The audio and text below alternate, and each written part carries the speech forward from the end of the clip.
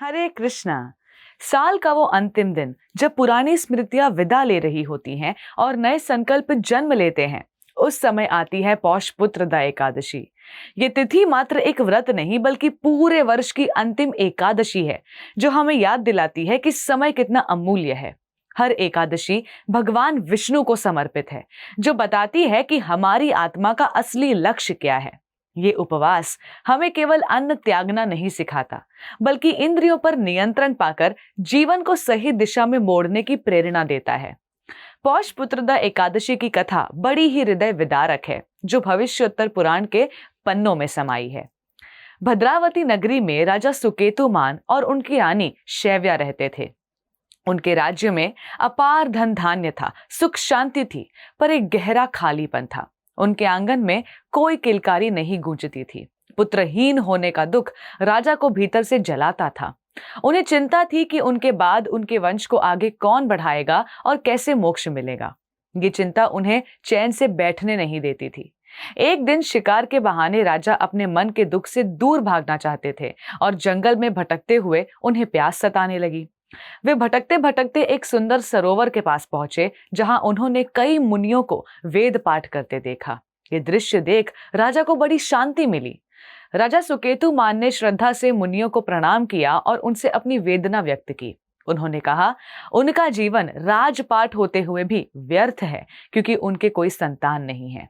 मुनियों के मुखिया ने राजा को सांत्वना दी और बताया, हे राजन, आप भाग्यशाली हैं। आज पौष मास के शुक्ल पक्ष की एकादशी है, जिसे पुत्रदा एकादशी कहते हैं।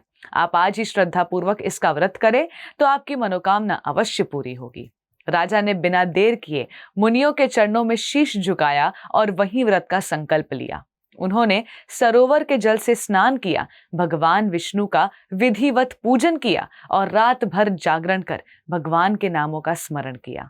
अगले दिन पारण कर उन्होंने मुनियों का आशीर्वाद लिया और अपने महल को लौटे। इस व्रत के पुण्य प्रभाव से कुछ ही समय में रानी शैया ने गर्भ धारण किया और उन्हें एक तेजस्वी धर्मात्मा पुत्र की प्राप्ति हुई। ये व्रत केवल कथा नहीं है, ये एक अद्भुत वरदान है। जो भी दाम्पत्य संतान सुख से वंचित हैं, उन्हें ये एकादशी का व्रत करने से निश्चित रूप से योग्य संतान की प्राप्ति होती है। इसके अलावा इस व्रत के प्रभाव से व्यक्ति के सभी पाप धुल जाते हैं, उसके जीवन में सुख समृद्धि आती है और अंत में वो मोक्ष को प्राप्त करता है। ये एकादशी भौतिक और आध्यात्मिक दोनों लाभों को देने वाली है। अंत में ये एकादशी हमें जीवन के सबसे बड़े सत्य की ओर ले जाती है। मनुष्य का जन्म बड़ा ही दुर्लभ और अनमोल है। हमें 84 लाख योनियों के बाद ये अवसर मिला है। सांसारिक सुख दुख तो आते जाते रहेंगे, लेकिन जीवन का अंतिम और एकमात्र लक्ष्य है गोलोक धाम वापस लौटना।